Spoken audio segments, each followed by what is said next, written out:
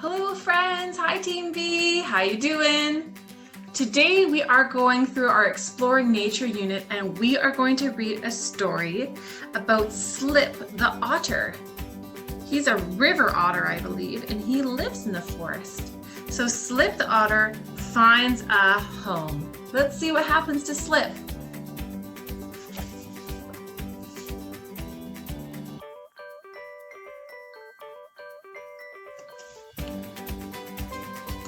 Slip the otter lived with her family on a quiet river in a quiet forest.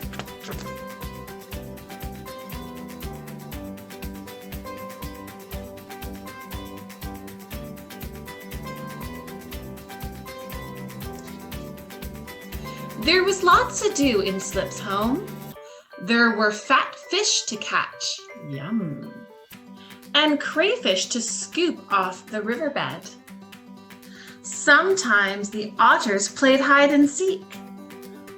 Other times they wrestled with each other on the grassy banks.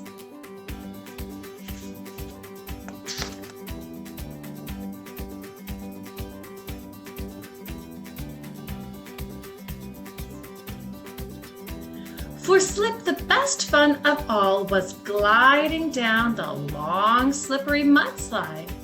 Up she climbed to the very top and then swoosh into the cool water with a great splash.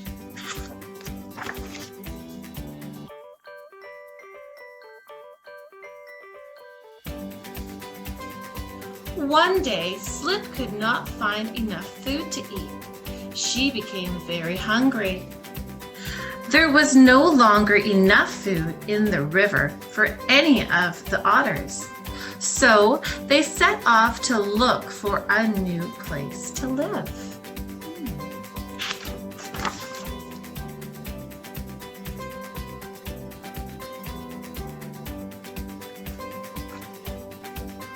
The new stream that the otters found was full of fish, and it was beautiful too. But Slip was too unhappy to notice. She missed her favorite old spots. Where would she play tag? Where would she play hide and seek? How could she have any fun without a mudslide?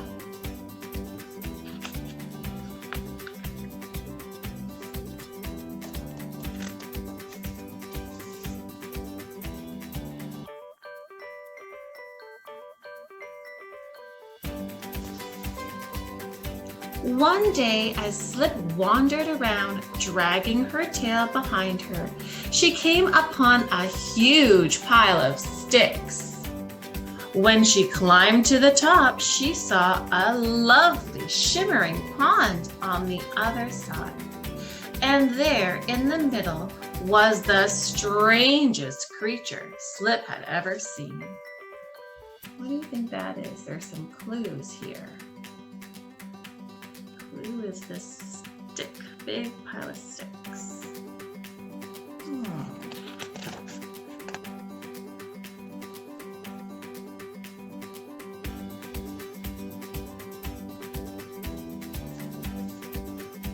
Down to the water she crept to take a closer look.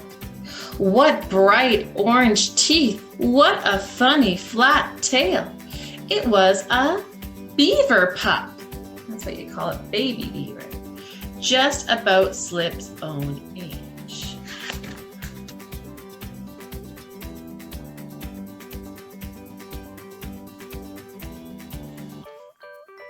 At first, the two animals swam around each other slowly and carefully. But before long, they were playing tag together. They even invented their own special game. Slip chased after the beaver's tail and gave it a tug. The beaver smacked a shower of water all over Slip.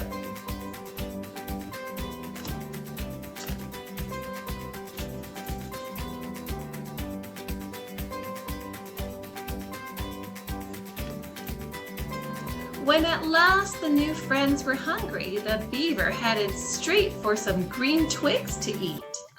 Ugh, thought Slip, I'd much rather catch a fat crayfish. Once Slip was full of food, she began to feel sleepy.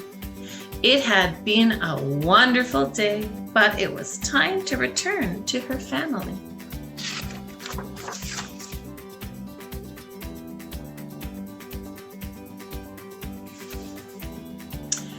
Now that Slip had made a friend, she felt much better about her new home. She began to see some things she hadn't noticed before. Look, there were some bulrushes for hide and seek and a waterfall for showering.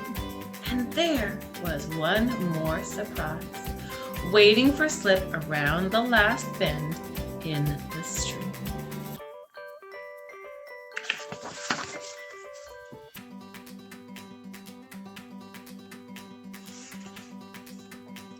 There was the longest, curviest, most wonderful mudslide she had ever seen. While Slip had been away, her family had been busy making it. Off she ran to take a ride.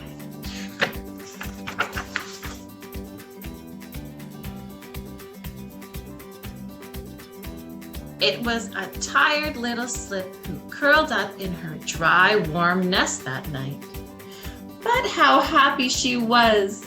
This new home was as good as her old home, and maybe even a little better. That was the book, Slip the Otter Finds a Home. And I'm not sure if you noticed, but as I was reading, I was pointing to the words. That's something that you can try to do when you're reading. It helps you keep track of where you are. And it also helps you sound out the letters. If there's a word I don't know, like let's say this first word, slip, I can sound it out by pointing to the letters as I go and make the sounds. S, Now I'll go a bit faster. Slip. Now I'll try to put it all together. Slip. That's one good way to try to sound out words that you don't know. Have fun reading, my friends. Up, down, wiggle, wiggle, pop. Love you guys. Bye.